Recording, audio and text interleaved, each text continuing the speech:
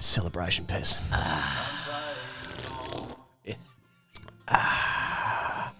You know, you can't get 5 without the first one, Pez. This is ridiculous. The ultimate side mouth song. He hasn't opened his mouth the whole song. National anthem coming in. Fucking ventriloquist. I want to be fucking arm in arm with my brothers and sisters. Please turn it off. Welcome back to the Grade Cricketer, brought to you by ACO, India's leading digital insurance company. India, stay out of it. This is our ashes, okay? But thanks to ACO. Pezzy lad, 1-0. It feels good. Feels good. The GABBA is restored from the invasion that was. It's not really an invasion. It sort of just beat us there. But, you know, it's more... We've already explained it. He goes, the Feng Shui was wrong. It was the last test of the series. That didn't count. The equinox was already on its way. The sunrise, the angle of the sun was wrong. Right. Mm-hmm. There was no one in the crowd. You know, playing the GABBA in January. Yeah. Fuck's that. The thing, we can see from today's... Well, this test's route, it's Poonam route. Yes. That the Feng Shui from January was wrong. This is actually... I'm still looking at the fucking YouTube clip. John Williamson. Very distracting, but alluring. Normal service is resumed. It was a route. He goes, and let me say, off the top, you were right. It was a route and you were right. As one Twitter... Coat said, some say users, others say Coates. Always back male bravado. Oh, yeah. You backed it. Yeah. Cummins backed it. Yeah. The boys at Fox backed it. Oh, yeah. And it was a rout. And, you know, we should have seen it. We should have seen 8 for 74. Look. We should have seen Nathan Lyon taking 3 wickets after having not taken one in 200 deliveries. That was fucking one brings 8. One brings 80, boys. To the great explainer. Yeah, so I was going to go one brings... No, it's just, hey, boys, 3 out, all out. Here, come on, let's go. Tell you what, it was that. 3 out, all out. Now, look, just on that, you know, obviously this game is actually more about the grade cricket and what happens here. That we actually play for the team. We're pretty sure. I played well today. As long as people come here and they're just this is just another way to enjoy the game. That's all this should be. I don't want to turn myself. He's sensing that people aren't experiencing it that way. I took a very hard line binary approach, and like I was like when I said yesterday, don't fourth wall it. Don't fourth wall it. I don't want to be Mark Goldbridge. I don't want to be Mark Goldbridge. Okay. No, don't open the hood. All right, people can experience it however they like. Okay. Are you a sensitive new age soul underneath it all? When when you press stop here and the recording stops, you know, do you go out into the room and lay on your couch and listen to Billy Joel? You know, I put a turtleneck on. Exactly. Do you put a turtleneck? Do you have a wonderful bath afterwards just to relax the senses and open up the pores? Leave that to the audience. I'm not a bathsman. Oh, that's a shame. Yeah, that's a shame. I'm not a bathsman. That's a shame. Anyway, what is it? Dirt stuff or? I don't have one. I'd love to have a crack. I'd love a tub. Actually, get in a tub. That's what I thought a tub was. Yeah. Lots of confusion when I mentioned having a tub to my wife. We've already got one. Tub thumping from Chumbawamba. Well, England got knocked down. And they did not get back up again, indeed. All right, well, give me the 3 Here we go. First one. Here goes. Let's get into it. Yeah. England capitulate. Yep. Hey, I had concerns at the start of the day for reasons stated yesterday. Sure. And Milan went from languid to loose pretty quick. Yeah. Look, I can't say I really quite understand the difference between Nathan Lyon's bowling yesterday and today. No, me neither, kind of like really. wicket-keeping. In fact, Nathan Lyon said that he thought he bowled well yesterday. In hindsight, I guess he did. Even though yesterday, when I watched it, I said he didn't look very threatening. But then he bowled the same today. The deck seemed to be offering more. I guess that's what happens in Test cricket. People aren't coming here for the CricViz analysis of it, though. He got the wickets. My read of it just yesterday, like the reason why I just was really confident Australia was going to win was just because, like, they were 278 runs behind. Like, this England team are just flat out, like, not good enough to turn that around. And frankly, who is? Like, that would have been, like, in the top 10 historic wins ever. Exactly, yeah. And to that point, we were talking yesterday about, like, 2010, and I've been very strong on, like, this England team is not enough runs, right? And that's sort of borne out. So 2010, just looking at that batting lineup, Strauss, Cook, Trott, Peterson, Collingwood, Bell, Pryor. All of those guys average 40. Peterson averages 47. Even Pryor averages 40.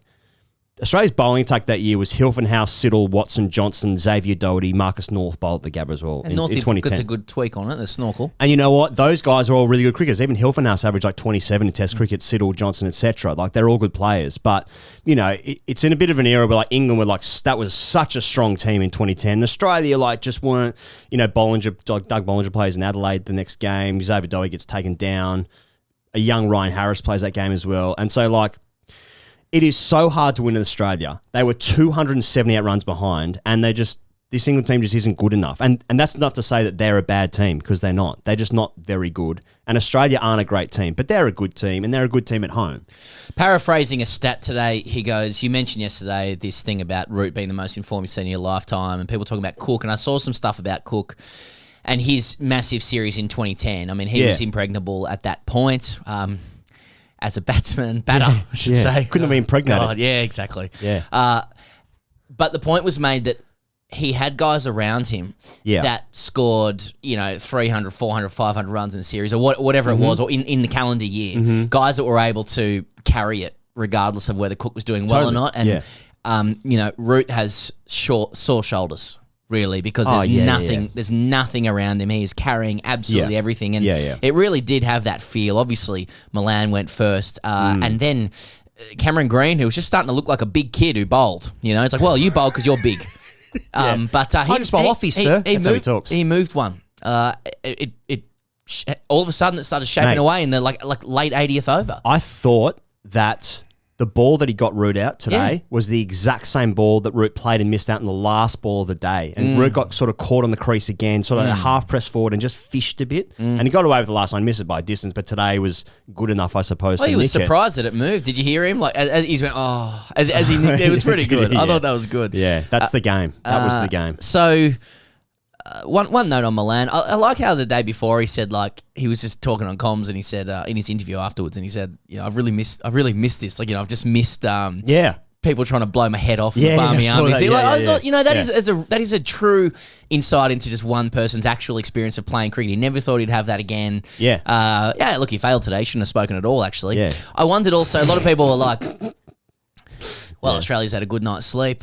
Yeah, they just had 8 hours, mate. Yeah, well, England hasn't had a good night's sleep. I'm thinking, who sponsors Australia's beds? Is it Koala? Has Steve Smith's angel investment proved the difference? Do England need seed funding? Couple of things to think about there. The night's sleep was a massive difference. Appeared that way. Just on Root, I went hard. Obviously, I said he's the greatest player of all time. Stick with it. A lot of people, because I asked, like, who has come to Australia in better form? And a lot of people said, well, Kohli got 400s in Australia in 2014. Good point. That was fucking one of the greatest series of all time. Williamson got 2 in 3 tests in 2015, the summer arbor. That's all good. No one has come to Australia with this many runs in a year with 6 tests ever. No one's ever done that.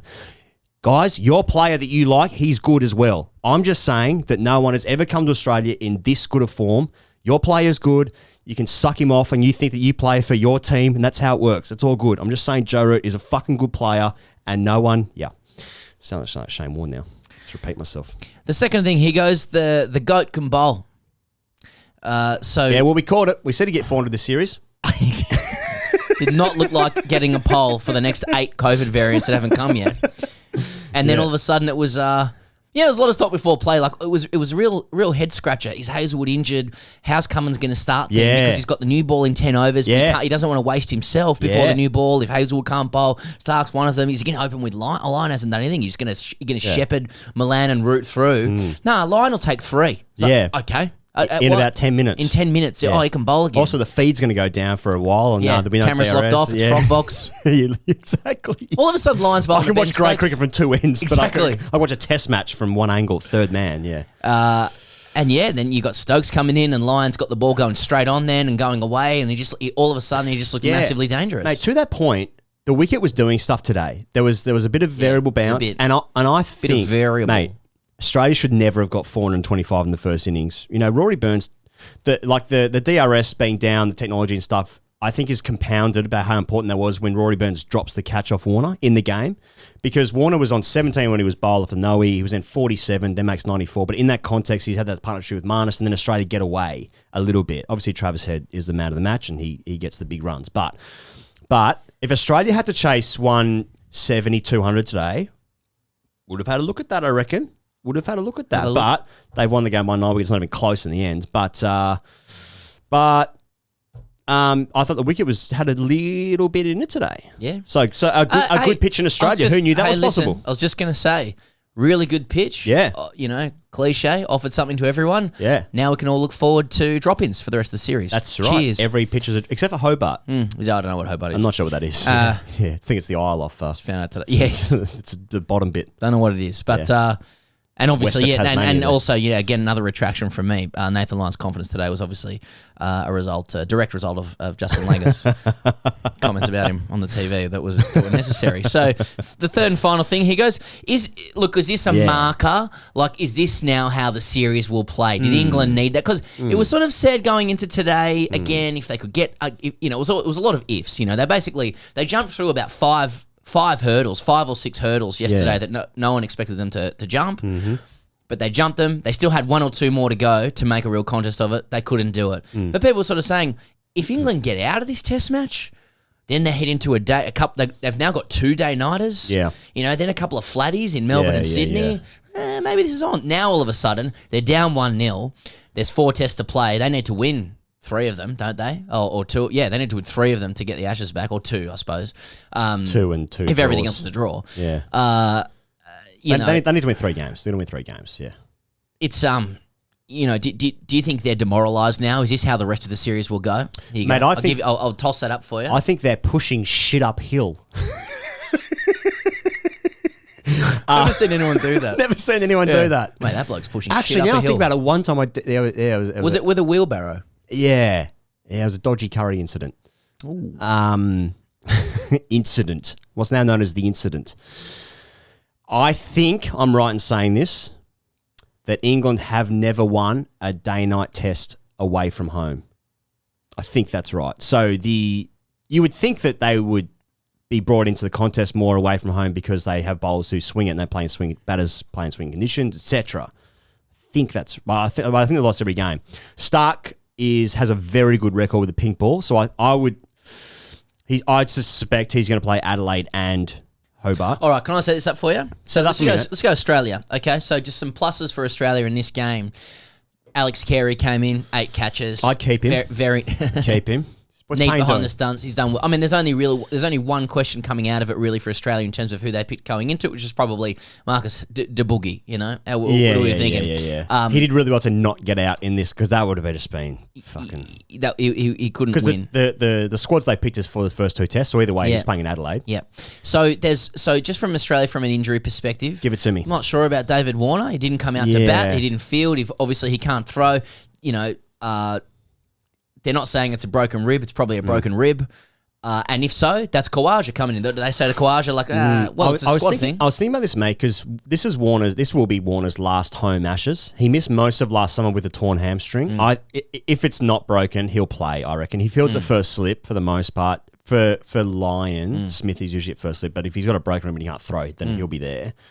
So it's maybe manageable. I think he'll be desperate, because I think he probably hasn't got many home summers left. He's 30, he's my age, 35.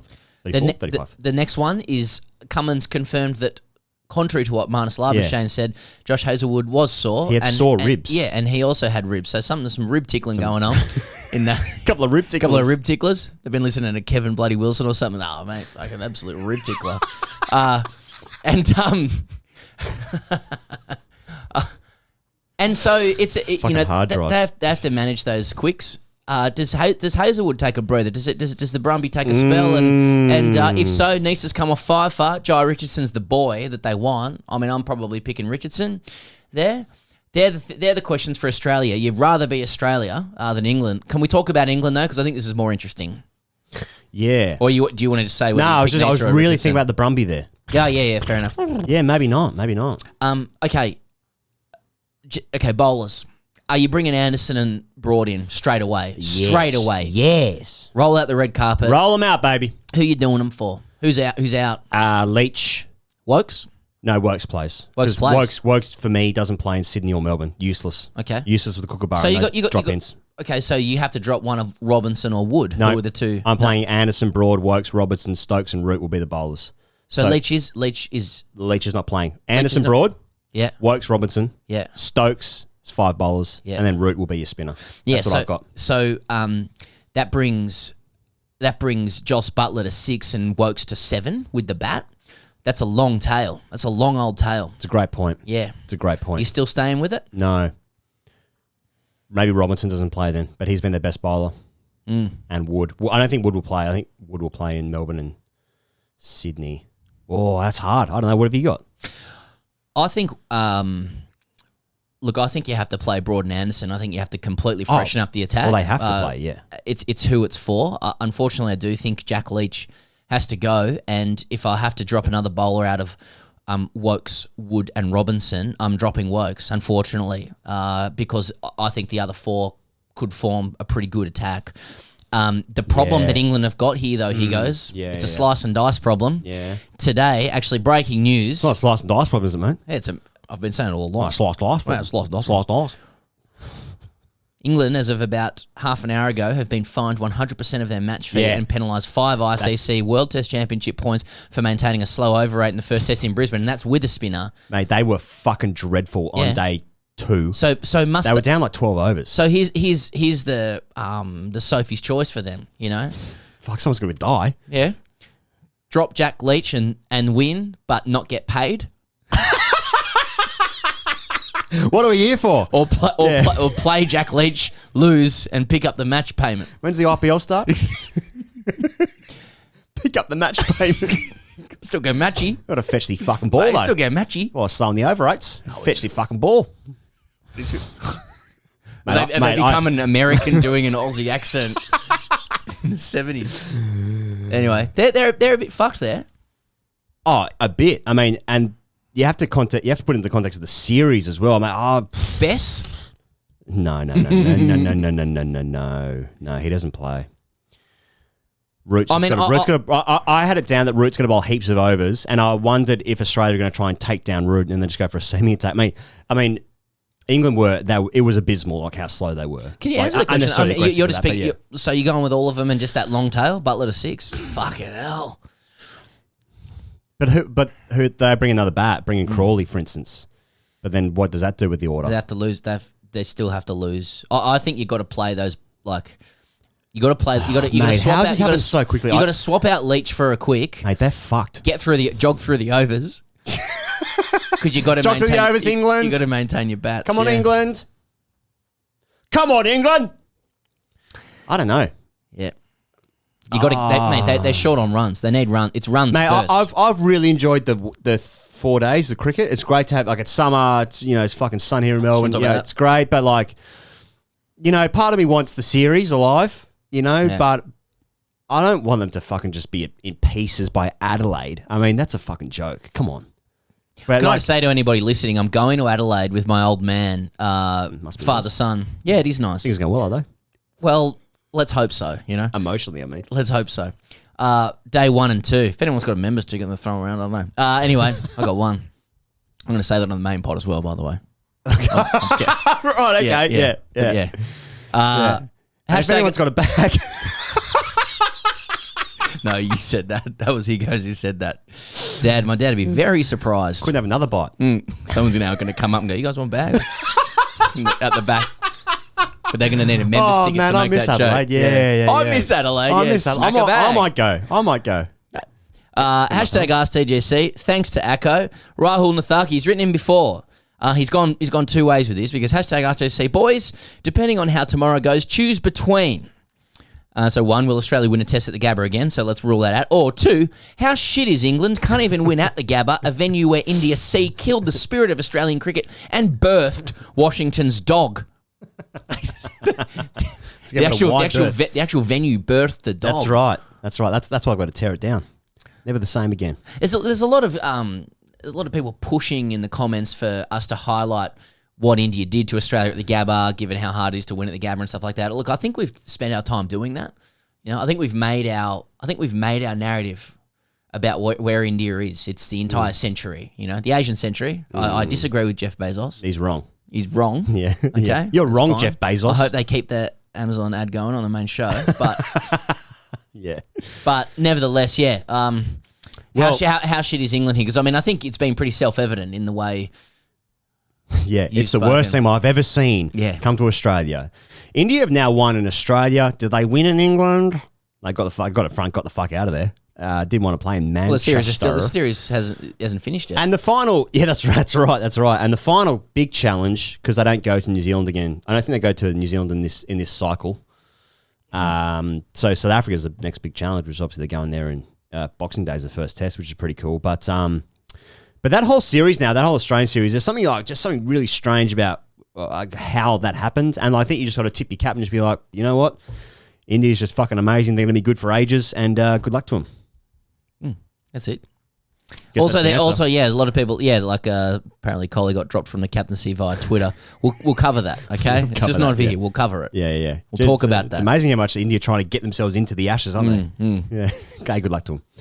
Hey, thanks so much for enjoying the experience of the first test match with us. If you did. If you didn't, what the fuck are you doing this if you hate listening. At the end of the fourth video? Whatever. Yeah, if you hate listening, good luck to you. Thanks for clicking. We're just ploughing. Everyone's a field. Yeah, that's the whole audience are a field to be ploughed. That's right. That name again is Mr. Plough. We'll be back on Monday for the main podcast. If you're on Patreon, #AskTGC Fridays, of course, coming up. Adelaide starts on Thursday. I think that's right. You'll be in Adelaide. I'm going to be stuck here. Say good day. Get us a members ticket. And we'll be doing it all summer long. So until next time, we'll see you guys on the internet. Members ticket. 1-0, fuck off.